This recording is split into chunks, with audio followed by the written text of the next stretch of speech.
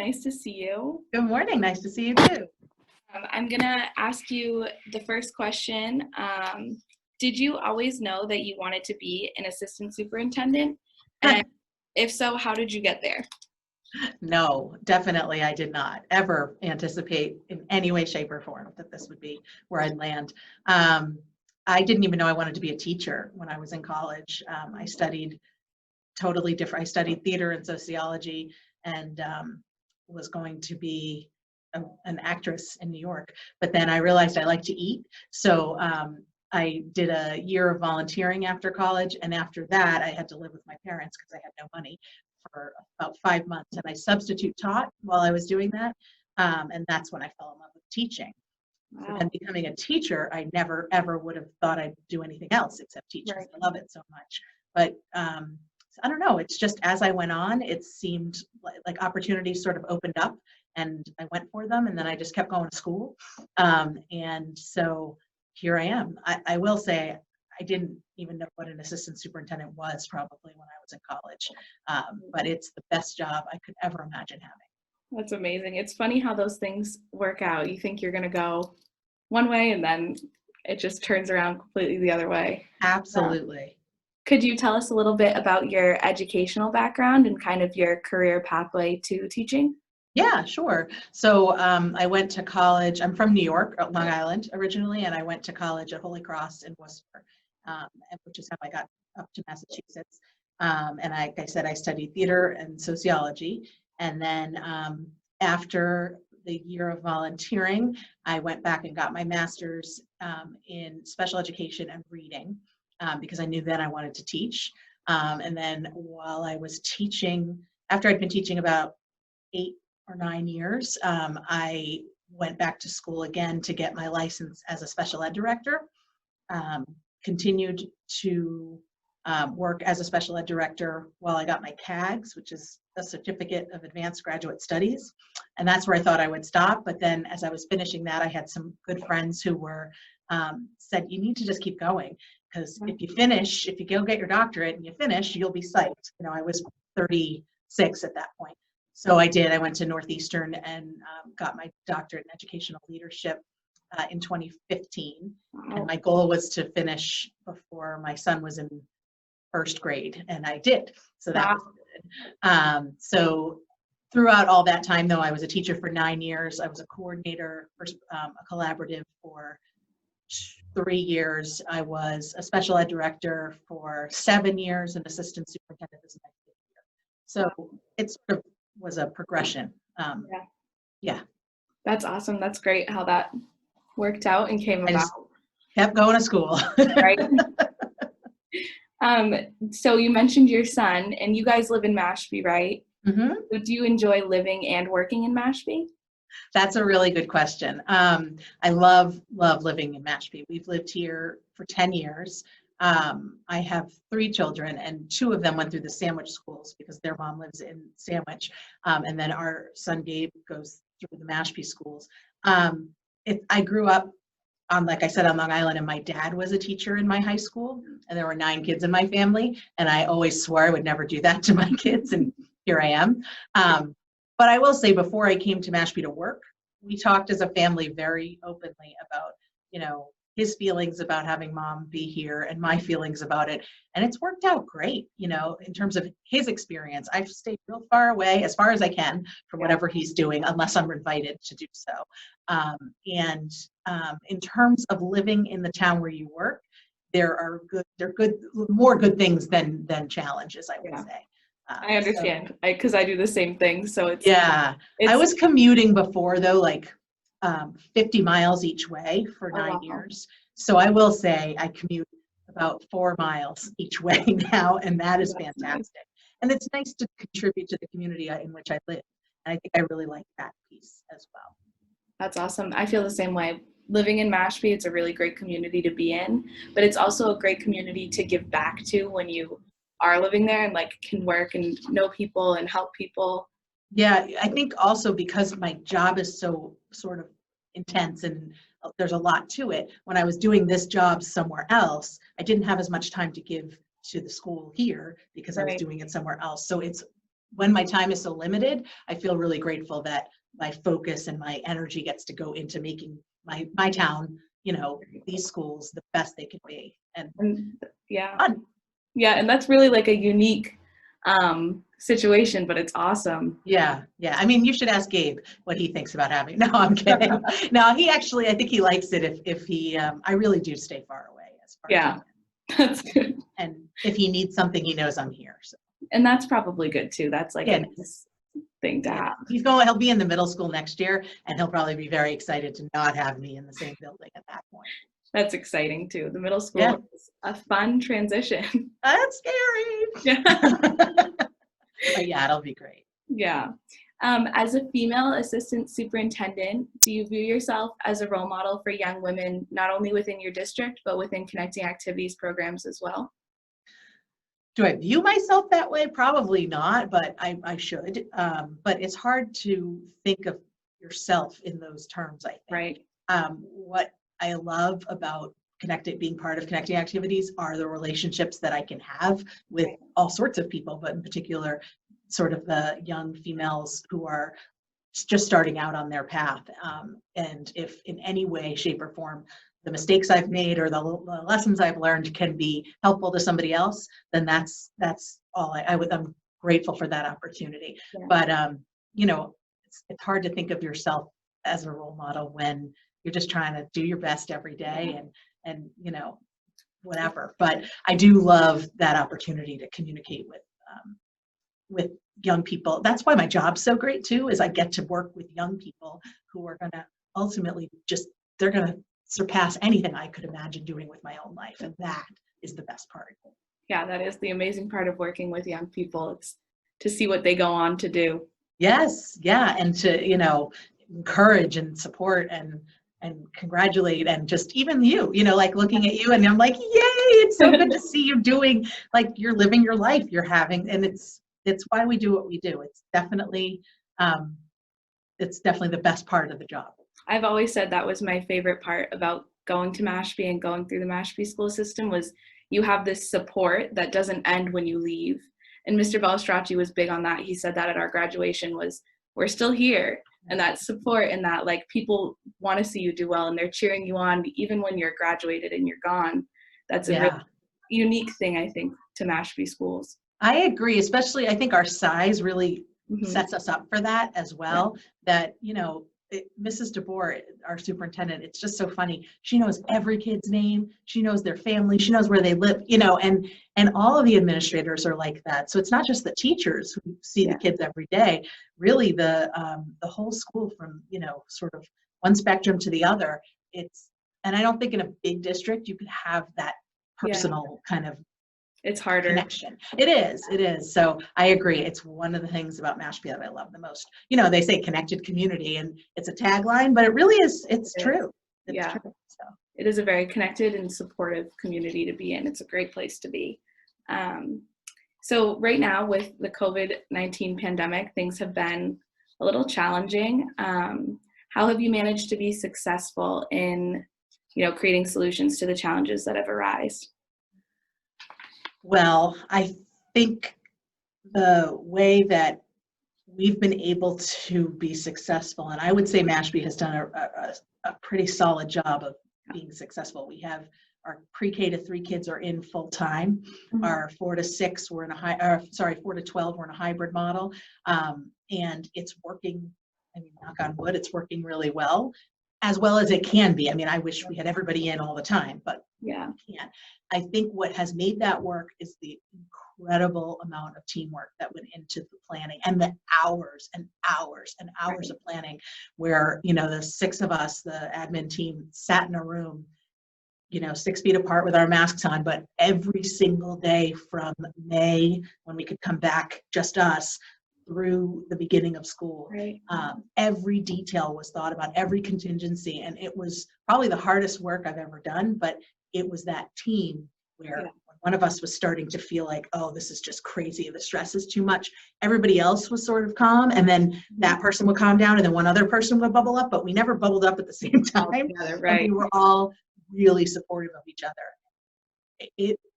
could not have been done any other way. Right. I mean, I'm so grateful for the team, the Yeah. principals, Dr. Curley, who's our special ed director, and Mrs. DeBoer. It was really, we really were. We were like, I saw them a lot more than I saw my family for sure, but we were Right. like this unit, and it was the planning and the collaboration and our community sort of being open to Yeah. trying stuff out. You know, none of us have done this before, so Exactly. all of those pieces I think are how I've professionally managed it. Personally, it's probably been It's a little less different. successful. I know, we do what we got to Professionally. do in these times. And having a support system is so important, Yeah. especially with work too. We call ourselves our little family. You know, we've been Yeah. here the whole time in the office, and if I didn't have them, it would have been a completely different story. 100%. Right. And it's, you know, and that's true in general in your career. The relationships you make really do sort of make or break you in terms Right. of your own satisfaction with what you're in your office, or you're in school, or you're in your job, really more daylight hours, more awake hours than you are with your family. So it's important to feel like you're in a place where you fit and you feel Yeah. comfortable and you could do your best work. And I definitely have that here. Thank goodness. I understand that the Mashpee Public Schools collaborate with many community partners. Could you tell me why you may feel community partnership is important? Oh, yeah. I think one of the biggest reasons is what we were talking about earlier. We're such a small school that there's no way we could do all the things that we do, all the opportunities we have for kids. There's no way we could do them without connecting with community partners. So, you know, the Workforce Board is a great example. Our kids going out into internships and getting real life opportunities, and just the Artworks program, and sort of all the things that you all offer. And then we have our outreach site at the Mashpee Commons, the #WeAreMashpee store, which it allows us to collaborate with the Mashpee Chamber, with the folks from the Commons, with the community in general. And kids get these opportunities as a result of these collaborations that they wouldn't have. You can't do it all yourself. We can't create everything here for 1,500 kids. But when you bring in the expertise and just the expertise and the resources from the community, everybody benefits as a result of it. So I think that there's no way we could offer all of the incredible stuff we do without those community connections. Our town hall is super supportive of us, the residents in general. So we're very lucky to be where we are. Yeah, it's a very collaborative community, and that's a really good thing. Yeah, it opens, as someone who went through Mashpee High School, it opens up a lot of opportunities that if I went to another school, I may not have had, and that's a really great thing, because through community partnerships that Mashpee had set up, I now am working for one of those partnerships, and I got this job and had these introductions through doing the program, which is amazing. That is like the circle is closed, you know, like the Lion King circle of life thing. Like that you're exactly why those connections are so important. Right, and you can see that in Mashpee. That's kind of the goal, is that you make these connections so that the students have these opportunities that maybe they wouldn't have had any other way, which is cool. I love it. That's great. It is pretty cool. Working in education during these times is exceedingly stressful. Do you have any self-care routines or things that you do to minimize stress and kind of keep everything calm? I have an incredibly supportive family at home, which is great. My husband is a musician, so he and really hasn't been playing since all of us started. But in general, he's home during the day, and then I'm home at night, so we can balance the childcare pieces and life. But I think, you know, for me, self-care is, I'm not as great at it as some other people, but I do try to get enough sleep. Sleep is probably the biggest piece that I don't negotiate on, because I know when I don't get enough sleep, I truly can't function. So I do make sure and get enough sleep. And, you know, I'm not great with exercise or eating right, but it's every day's a new day. So we try. And I love to read. I love to read. So I do read every day, every night.